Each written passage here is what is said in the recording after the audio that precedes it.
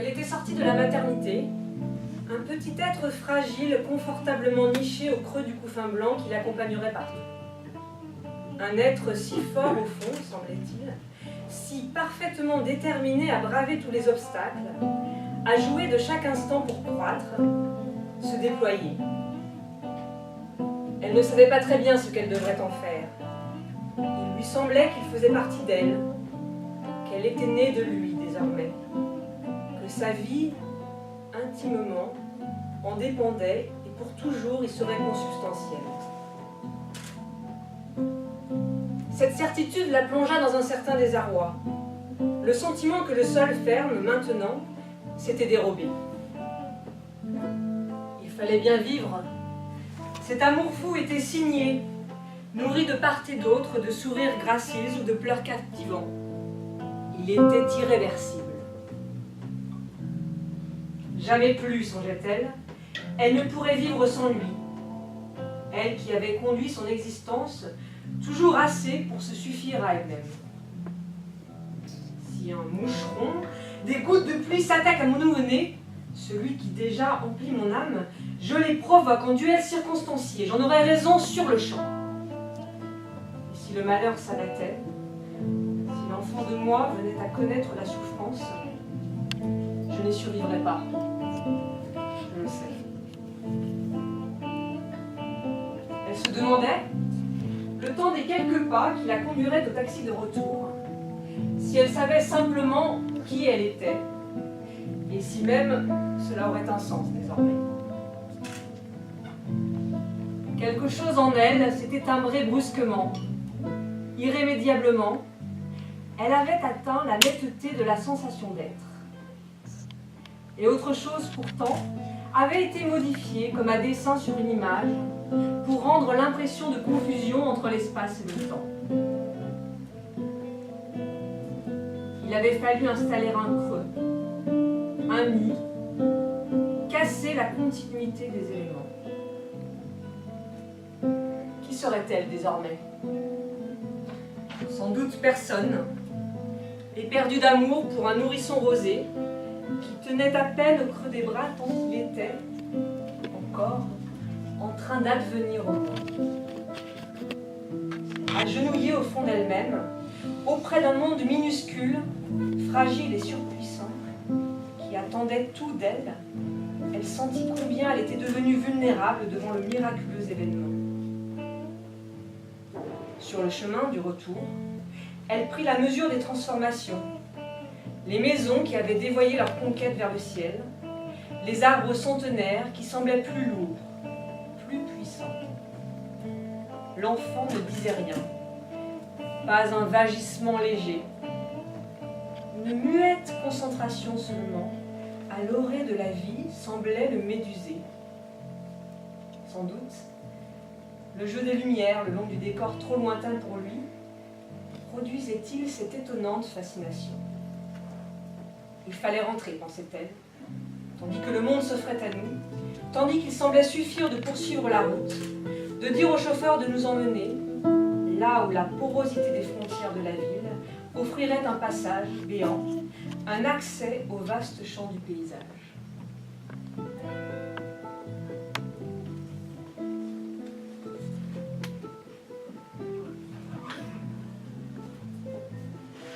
Elle décida de l'emmailloter davantage. Rien ne le perturbait. L'imperméabilité d'un ange, se dit-elle, le tremblement de l'air, la concentration intérieure d'un héritage minéral, sans prise à la moindre oscillation. La mise en place indéfectible de la protection de la vie qui demande à croître. Elle enroula autour du petit corps une couverture fine, mais protectrice, la glissa dessous, puis elle couvrit la majeure partie du couffin d'un drap de laine. Ainsi paré, pensa-t-elle, il pourrait partir à la conquête du jour. Elle descendit prudemment l'escalier, portant le couffin, et alla le déposer dans sa voiture au garage. Elle le cala de côté, sur la banquette arrière, s'assit à l'avant et démarra la voiture.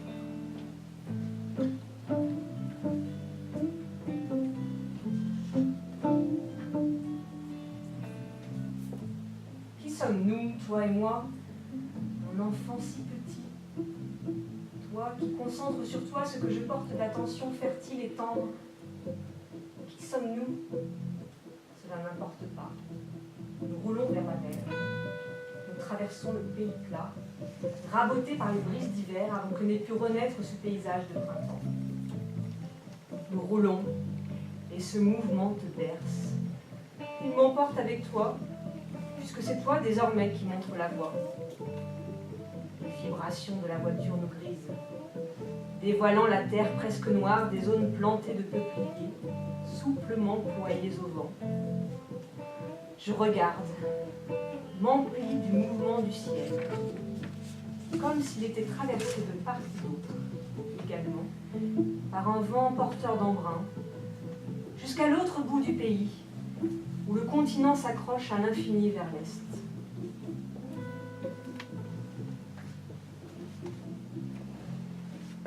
Il ne sait rien encore. Il aimera. Comment le laisser ainsi, ignorant et prêt à se perdre, sans trouver la mer qui nous porta?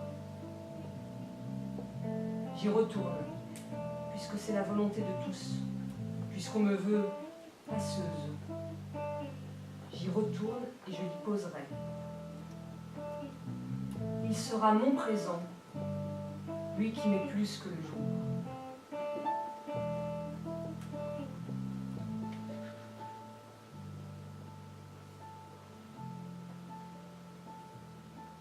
Je pensais qu'il ferait doux. C'est le printemps déjà. J'imaginais que la vue d'ici serait caressante, que je pourrais refermer mes bras sur toi, sans peur, rassemblés en une étreinte réconfortante. Me voici proprement fouetté par les mouvements sortis de l'hiver. J'ai peine à résister, à retenir mon souffle pour ne pas ajouter de l'air au courant. Toi, que je tiens au creux de mon bras, dans ton cou fin d'osier blanc, ne t'en fais pas. Tu attendras paisiblement le signal.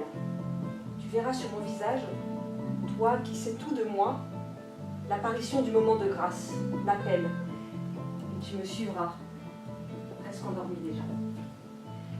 Nous remonterons vers la dune, d'en haut, là où de petites cendres sauvages sillonnent la lande. Nous verrons plus loin, plus grand. Mon enfant me suivra comme je t'ai suivi, toi. Il n'aura jamais peur. Il devinera la pulsation dans mes veines, guidé par cette boussole irriguée. Ah, moi je suis l'étoile et me perdrai sans lui après. Car je ne peux conserver ce que je ne possède pas.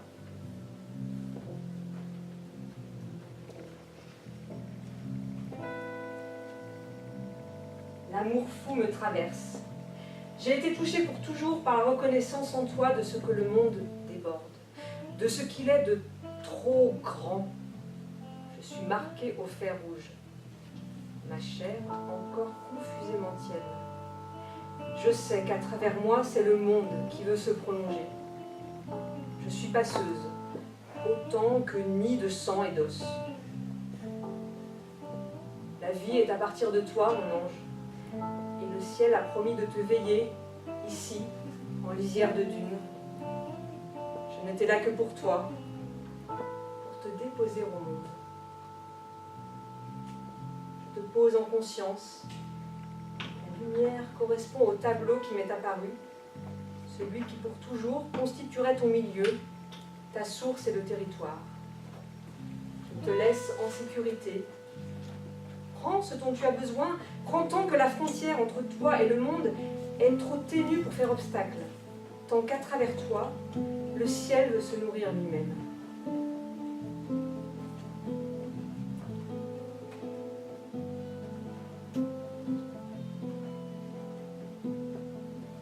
Quelqu'un vient, mais moi, je pars. Je m'enfuis loin. Je n'ai jamais pu courir comme je voulais, à la tombée de la nuit, quand seule la vitesse exaltée permet de semer la terreur qui colle au talon et de la dissoudre dans l'air. Je cours désormais, car j'ai porté le monde. Ma vie est là, les roseaux des dunes, à l'aplomb du soleil. Ma vie demeure, et moi, je pars. Quelqu'un est venu, finalement.